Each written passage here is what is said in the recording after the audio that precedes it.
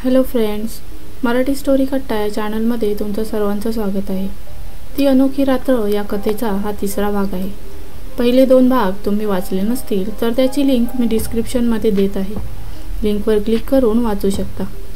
चला तर मग कथेच्या तिसऱ्या आणि शेवटच्या भागाला सुरुवात करूया. मॅक गेल्यानंतर मी पुन्हा माझ्या रूममध्ये आले. खूप रात्र झाली होती, पण डोक्यात फक्त त्याचाच विचार चालू होता. तो खरंच उद्या निघून जाईल का? माझ्या मनात त्याच्याविषयी काही आहे का? उद्या मी हे सर्व एकटी कसं करणार आहे? असा सर्व विचार करता करता माझा डोळा लागला. जेव्हा जाग आली तेव्हा 8 वाजले होते. मी घड्याळात पाहिले तर मला धक्काच बसला. बाहेर आले तर शेजारच्या ताईंनी आवाज दिला, नंदिनी, उठलीस का? आता कशी आहे तुझी तब्येत? माझी तब्येत ठीक नसल्यामुळे आमच्या घरचं सर्व काम त्या ताईच करत होत्या. ठीक आहे ताई, तुम्ही कधी आलात आणि मला उठवलं का नाही? किती उशीर झाला? मी म्हणाले. ताई मला म्हणाल्या, तुझ्या काकांनी तुला आराम करू दे असं बजावून सांगितले आहे. जवळजवळ सर्वच काम झालं आहे, फक्त जेवण बनवायचं आहे. तू आराम कर, ताई मला म्हणाल्या. मी त्यांना म्हणाले, ताई, मी आता ठीक आहे. जेवण मी बनवते, तुम्ही जा घरी. तुमचीही कामं असतील. ठीक आहे बोलून ताई आपल्या घरी निघून गेल्या. ताई निघून गेल्यावर मी जेवण तयार केले आणि काकांची वाट पाहू लागले. काका आल्यावर दोघांनी एकत्र जेवण केले आणि दुपारी थोडा आराम करून अंगणात बसले होते. तेवढ्यात आत्या आली. ती मला म्हणाली, नंदू, तुला बरं वाटत असेल तर उद्या सकाळी नदीवर आंघोळीला येणार का? मी म्हणाले, आत्या, एवढ्या सकाळीच नदीवर आंघोळ करून माझी तब्येत पुन्हा बिघडणार नाही का? त्यावर आत्या म्हणाली, अगं, आपण आंघोळ नाही करायची.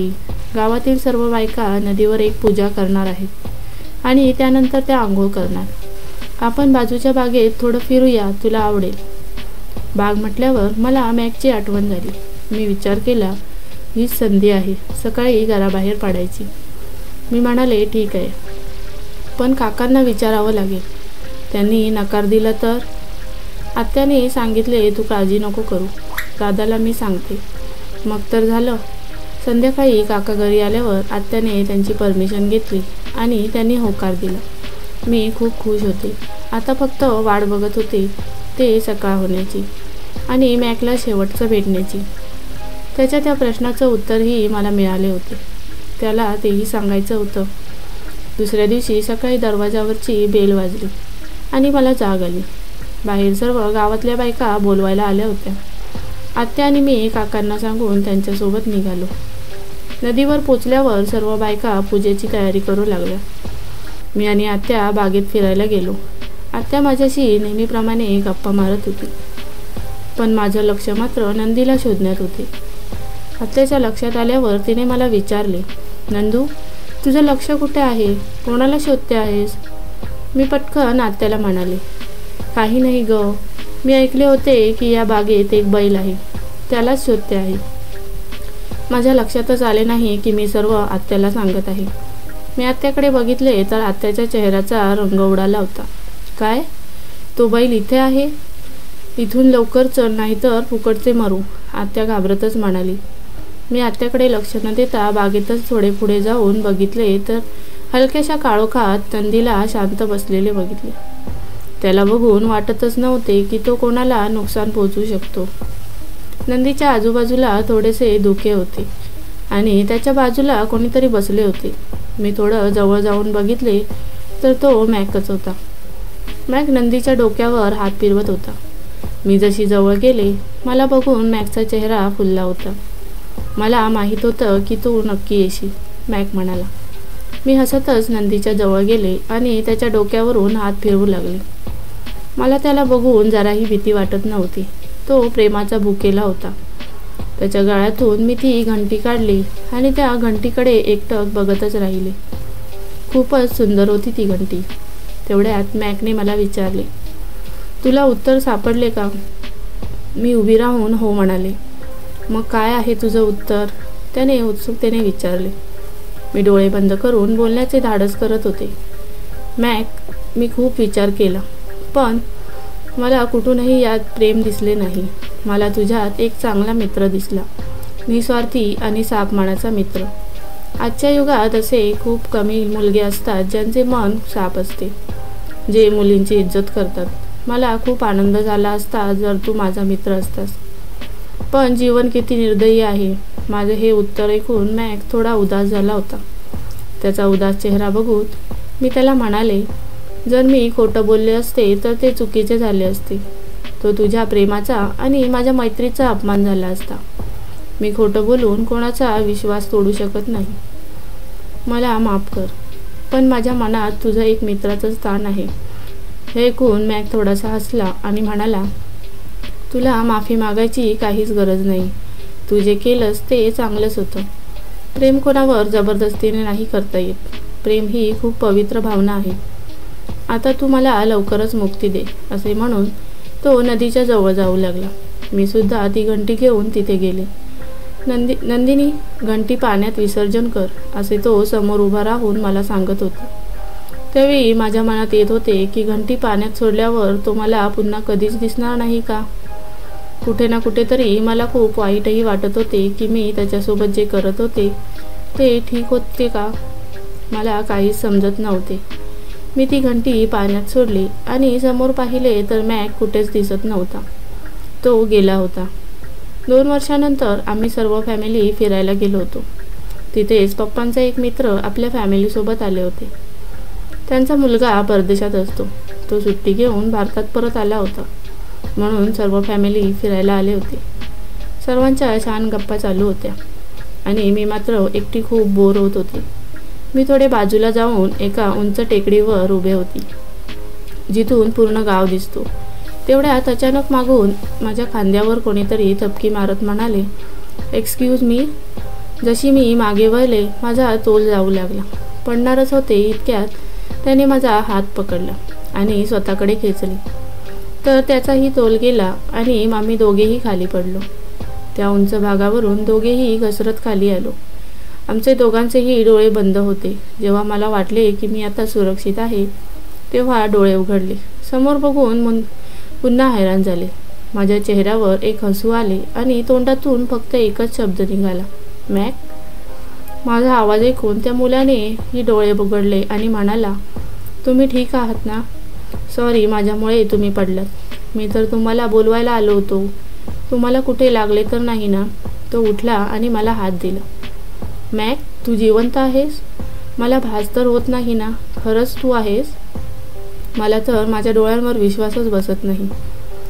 नचिकेत पाटील, तो हात पुढे करत म्हणाला, तुम्ही मला कोणीतरी वेगळाच समजताय. ॲक्च्युली तुमचे पप्पा आणि माझे पप्पा दोघांच्या गप्पा चालू आहेत. मी तुम्हाला बघितले तर तुम्ही एकट्याच इकडे कसल्या तरी विचारात उभ्या असतात आणि सर्व तुम्हाला शोधत आहेत, म्हणून तुम्हाला बोलवायला आलो. आणि हे सर्व एक सांगू का तुम्हाला. Please don't get me wrong, but you are cute, तो म्हणाला. त्याच्या या बोलण्यावर मी हसले आणि आम्ही आमच्या फॅमिलीकडे आलो.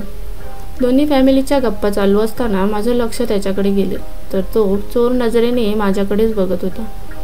पण काय माहीत, मला हे त्याचं चोरून बघणे आवडत होते आणि त्यामुळे मी हसत होते.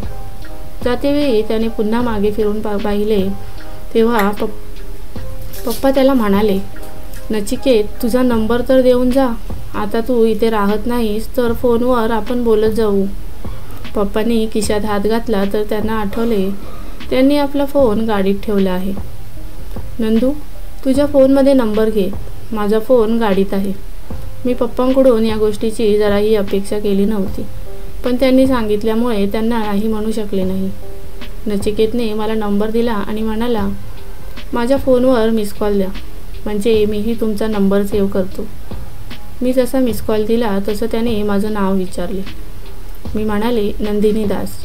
त्याने नाईस नेम म्हणत नंबर सेव्ह केला. त्यानंतर आम्ही सर्व घरी आलो. मी मात्र अजूनही मॅक आणि नचिकेतचा विचार करत होते. हे जग किती विचित्र आहे. कधी नशीब कुठे घेऊन जाईल कोणालाच माहीत नाही. नेहमीप्रमाणे मी टेरेसवर फेऱ्या मारत होते. तेवढ्यात माझा फोन वाजला. स्क्रीनवर नचिकेत पाटील फ्लॅश होत होते. माहीत नाही, पण मला वाटतच होते की तो लवकरच फोन करेल. मी फोन उचलला आणि बोलले, हॅलो. तिकडून आवाज आला, मी नचिकेत बोलतोय. ओ हाय. पप्पांकडे काही काम होतं का? नंबर देऊ? मी मुद्दामच त्याला त्रास देण्यासाठी बोलले. तो संकोचून म्हणाला, नाही नाही, ते तर मला तुमच्याशीच बोलायचं होतं. बरं, काही खास कारण? मी विचारले. तो म्हणाला, फक्त कारणच समजले नाही. एका वर्षानंतर, नंदिनी उठ, गुड मॉर्निंग असं म्हणत त्याने माझ्या गालावर किस केला. मी झोपेतच होती. प्लीज थोडं अजून झोपू दे ना, फक्त 5 मिनिटे. ठीक आहे, फक्त 5 मिनिटे. 6व्या मिनिटाला तू बाथरूममध्ये असशील, त्याने धमकीच दिली. शेवटी मी उठली आणि त्याला म्हणाली, खूप बेकार आहेस तू मॅक, मी बोलणारच नाही तुझ्याशी. मी गाल फुगवत सांगितले. मॅक नाही, नचिकेत. नंदिनी, लग्नाला 1 वर्ष होत आले, पण तू अजूनही माझं नाव चुकीचं घेतेस. फक्त चेहरा सेम आहे, मी तो नाही, नचिकेत म्हणाला. मी बेडवरून उठली आणि नचिकेतच्या गळ्यात हात टाकत म्हणाली, काय फरक पडतो तू मॅक आहेस की नचिकेत? आता फक्त माझा आहेस. हो, आणि या जन्मी तरी मला तुझाच राहायचा आहे. चल आता उठ लवकर आणि फ्रेश होऊन बाहेर ये, नाश्ता थंड होतोय, नचिकेत म्हणाला. मी फ्रेश होऊन बाहेर आली तसे नचिकेतने मला विचारले, तुला खरंच तिकडे जायचं आहे का? आणि तू त्याला कुठे शोधणार आहेस? तो मिळेल की नाही काय माहीत. मी म्हणाले, मला माहीत नाही का, पण मला वाटतं तो तिथेच माझी वाट बघत असेल, आणि नाहीच मिळाला तर आपण मंदिरात जाऊन दर्शन करून येऊ. ठीक आहे मग, आपण थोड्या वेळात निघू असे म्हणून नचिकेत बाहेर गेला. 2 वर्षांपूर्वी मी आणि नचिकेत भेटलो होतो. मला भेटून गेल्यानंतर नचिकेत खूप अस्वस्थ होता. त्याच्या डोक्यात आणि मनात फक्त माझाच विचार चालू होता. त्यालाही समजत नव्हते की त्याच्यासोबत असं का होत आहे.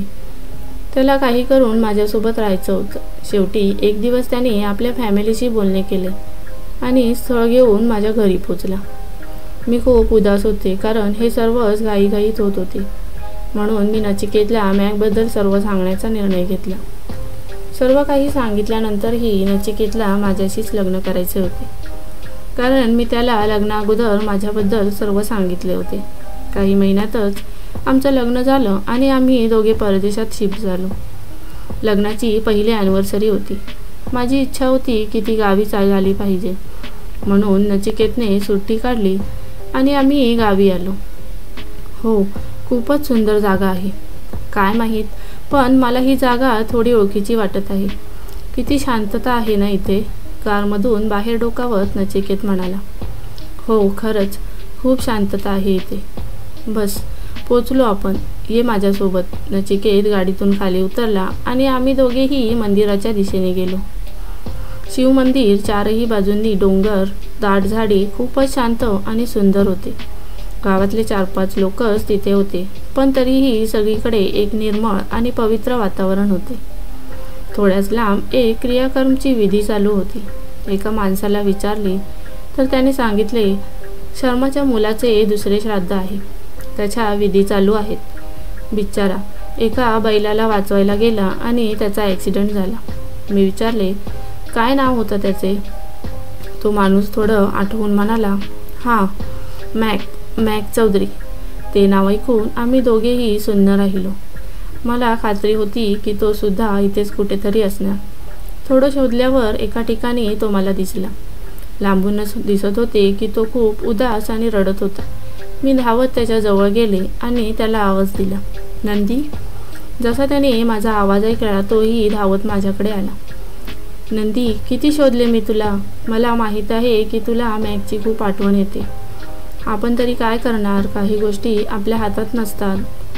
माझं बोलणे ऐकून नंदीने मान हलवली. तेवढ्यात नंदीची नजर मागे उभ्या असलेल्या नचिकेतकडे गेली. नंदी थोडा वेळ नचिकेतकडे बघतच राहिला. नंतर तो त्याच्या जवळ गेला आणि पायाखाली बसला. नचिकेत सुद्धा नंदीला बघतच होता. त्याला नंदीची जराही भीती वाटली नाही. नचिकेत त्याच्या डोक्यावरून हात फिरवत होता आणि नंदी त्याच्या शरीरावर डोके घासत होता. हे सर्व पाहून मला खूप आनंद होत होता. मी नचिकेतला म्हणाले, कदाचित नंदी तुला मॅक समजत आहे. नचिकेत मला म्हणाला, आपण दरवर्षी नंदीला भेटायला येऊ शकतो का प्लीज? बोल नंदिनी, फक्त वर्षाचंच नाही तर जेव्हा आपण भारतात येऊ तेव्हा नंदीला भेटायला नक्की येऊ. मला त्याचा स्पर्श खूप ओळखीचा वाटतो. आम्ही दोघांनीही नंदीसोबत थोडा वेळ घालवला आणि त्याला शर्मांकडे घेऊन गेलो. शर्मासुद्धा पहिले नचिकेतला मॅक समजत होते, पण त्यांना जाणीव झाली की त्यांचा मॅक आता या जगात नाही.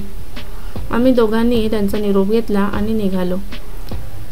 ठरलं तर मग, जर मुलगा झाला तर त्याचं नाव आपण मॅक ठेवू, नचिकेत माझ्या पोटावर हात फिरवत म्हणाला.